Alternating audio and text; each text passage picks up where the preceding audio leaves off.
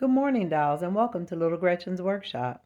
Now, dolls, this video contains several small Christmas projects, and at the top of the list are candy canes. Candy canes are a Christmas time essential, and they're truly essential to a dollhouse that has little children. Now, the rooming house not only has little children that live there, but a lot of little children visit throughout the week for daycare. So today I'm going to make candy canes out of polymer clay. Now, there's several different techniques that can be used to make the candy canes, but I'm going to show you dolls my way. So I start by rolling out several skinnies, a white one, a green one. I actually roll out two white ones, a green one, and a red one. Now you have to be careful when you're working with the clay. The red clay will stain the white clay. So I generally start with the lighter colors or the white clay first and then move on to the green, then the red. And dolls, it's good to just keep you a baby wipe or a Clorox wipe or something on hand to wipe your hands in between handling the different colors. Now, after I've rolled all my skinnies in the different colors to the desired thickness, I lay them next to each other and almost create a type of a braid. Now, I actually don't braid it. I just lay them all together kind of in a little sequence that I like, and then I just begin to twist them. Now, I twist it first to get it into a pattern that I like, and I continue to twist it until it thins out into a thickness that I'm comfortable with. Now, dolls, I did end up cutting off the ends and using the part that I felt like was the best part with the most consistent design. And then I began to roll that out and twist it into a thin cane. Try to keep your pressure even so that it won't be different thicknesses. And when I got them to the thickness that I like, I bent it at the top to make a cane. And I continued that process until I had more canes than I had children living in the rooming house. But no worries, I'll save the extra canes and put some of them on the Christmas trees, and some of them will be there to give away to children who visit the cafe or who visit the dress shop. So I'm going to set those aside until it's time for me to bake them. So let's move on to the next project. Oh, and by the way, dolls, don't throw away all those little broken leftover nubs. Use those to fill some jars with candy. Now, dolls, this is just a quick peek at some things that I made in a previous video. I will leave a link in the description of when I made these tomatoes. I'm setting those aside for the ladies' Christmas canning projects. Now, I also had quite a few grapes left over from when I made the grapes for the table settings, so those are going to be set aside for a future project. Now, I needed another platter or tray, and I had this leftover broken earring that I've had for so many years, and I never could bring myself to throw it away, and today I realize why. Now, I'm adding a piece of acetate plastic to the bottom. Nothing special, dolls. I'm just trying to close it up so that I can use it as a serving dish or a serving tray for some of the fruit I created for the Christmas table decorations. Now, dolls, among my creations were these two little bunches of grapes, and I made the green and the red, but today for my centerpiece or the table setting, I'm definitely going to use the dark ones. I hope you dolls don't mind if I play. I'm just going to try to see which of these fruits look the best. I'm trying to arrange them in a way that'll be the most interesting to look at from a distance, to have a nice assortment of all the colors to be visible from any angle that you view the bowl of fruit. Now here I am, dolls, again with that little broken earring, and I've added some tacky glue to the bottom. I wasn't worried about it. It'll dry clear, but the main part I wanted to be visible was this beautiful trim, and I think it'll look lovely with a little garnish. Now these are some leftover pieces that I actually swiped off of a couple Christmas ornaments that I had. And yes, I will sacrifice a good Christmas ornament if it has pieces or findings on it that look like I could use it in my miniatures. So I took the little pieces of plastic evergreen and arranged it around the edges of the little earring that I turned into a platter. And you just have to play around with it, dolls. It's really no rhyme or reason. You just want to lay it in a way where it'll just stick out a little bit from the bottom. Now keep in mind, all of this will be covered by all the other fruits. And dolls, here are my finished bowls. I think they came out really, really nice. A lot of the evergreen is not showing, but it definitely looks like Christmas. Now I have another project I wanted to share with you. I did use one of those little metal buttons. So I glued a little tiny jar to the center of the button. And inside the jar, I put a little red bead. It's a wooden bead. And to me, it looks like a candle inside the jar.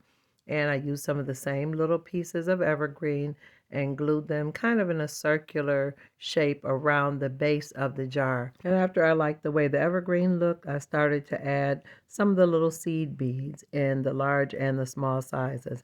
I think that looks Christmassy. Now, dolls, you already know I'm all about the little things, so I did add a tiny piece of white thread to the center of the little red bead to suggest that it has a wick. Now, among my things, I found some more little scraps of greenery, and I glued them together and added some berries to create a little piece of mistletoe.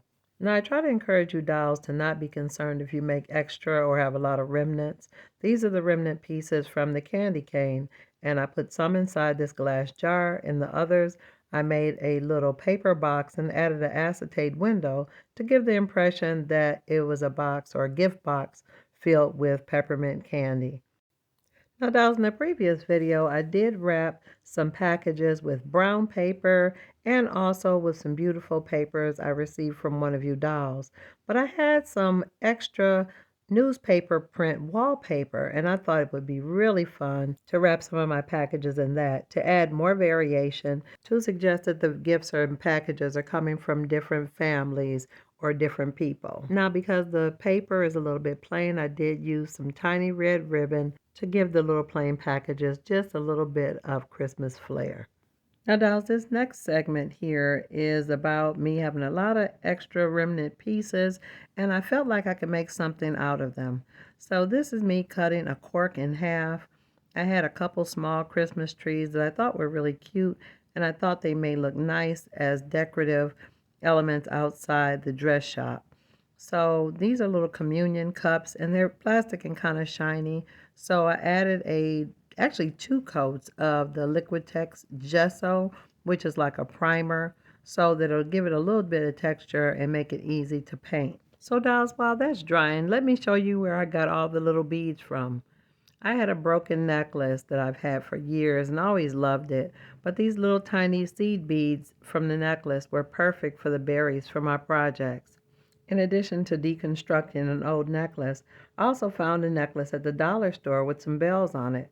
Now, the bells were too big to use as ornaments, but the beads were actually the perfect size, and I loved it. They were all red. So I cut that necklace apart as well so that I would have more elements for my Christmas decorations. Now, this is a little birthday candle holder, and I added it to a bead cap, and I thought it was perfect. It looked like a candle holder to me. So I took out my rub and buff and just painted the whole thing. Now, a lot of times I use my rub and buff with a towel or a cloth, but in this instance, I actually did use a brush so that I can get into all the little teeny areas of the little candle holder. It was a little bit messy, dolls. Be careful after you do this project and wipe your hands, unless you want to give everything the Midas touch. Now, in addition to the shiny red balls being such a great decoration, they had this little clear looking cylinder on it. It was actually 2 of them. And to me, they looked like little candles. They could be chunky candles.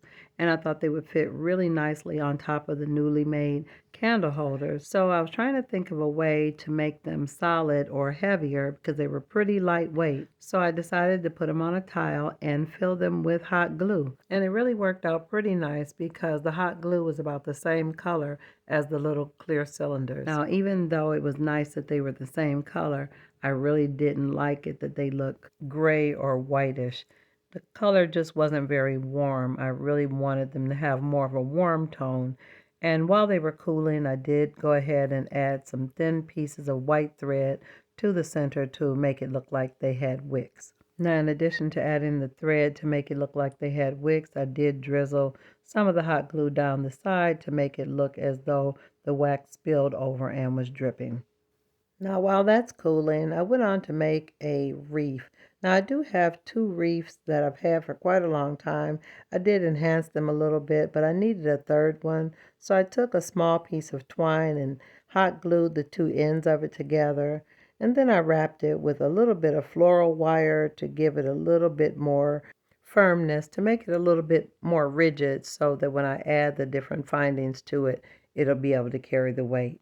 And after I wrapped it, I looked around for something to cover it. So I had some, I guess it's basically like the moss, but it was stuck to like a type of a tape. And I peeled some of it off, a few pieces or chunks of it, and I used hot glue and tacky glue to cover the little wreath with the moss and allowed it to dry. Now let's get back to these communion cups. So I took the little communion cups, now that they're dry, the gesso is nice and solid, and I painted them with a terracotta color. So I had sort of a terracotta and I think it's called burnt umber shade. It was two shades of orange, dolls, and I used both of them. So I let the brighter one dry, and then I came back over it because I wanted it to look as though they were old terracotta pots that had been sitting out and baking in the sun over the years and had endured winters and summers. And yeah, I just wanted them to look old. I believe using the same colors in more than one tone gives a lot of dimension. Now, when the paint on the pots was pretty much dry, I filled the base with hot glue and then put the cork that was on the end of the little Christmas trees down in it. Now that the body of my little wreath is dry, I began adding my little berries, which are the red seed beads, and one by one I added unnecessary amounts of tacky glue to adhere them to the wreath. I also found a small piece of lace red ribbon, so added a few gold beads and a bow. It looks a little pre-K, but it'll look better when it's dry. Now here's a quick glance at a couple wreaths that I already had. This one was from my childhood. I did add a brighter bow and some more berries. And here's a mass-produced one that I enhanced as well.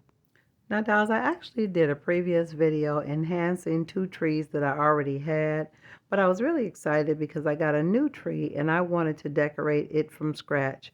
So I used some lovely trim that I received as a gift, and I wrapped it around the tree like it was garland. And one by one, I began to add the little shiny red balls that I cut off of the dollar store necklace. Now here's my new tree. I just glued the balls directly to some of the branches, and then I added a dot of glue to add a gold bow. I'm going to make a star later on, dolls, but right now all I had was the bow. And here's my little candle holders. I'm going to hold it in the clean hand. Those turned out nice. Now, in order to make my new little candle stick, I just added a little hot glue, and that secured it inside the little birthday candle stand.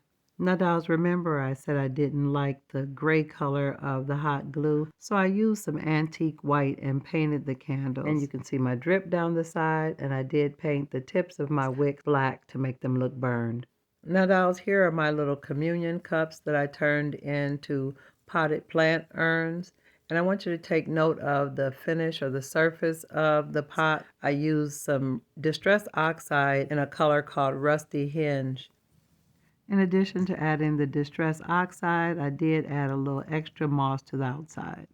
And dolls, this is a quick glance at the Christmas tree with the candy canes on it before I put it in the rooming house. And I guess I consider this a grand finale of all the Christmas items that I've created in this video and for the 2023 Christmas season.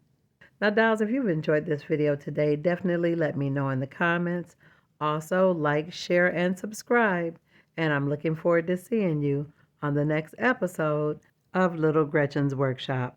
Bye-bye now, dolls.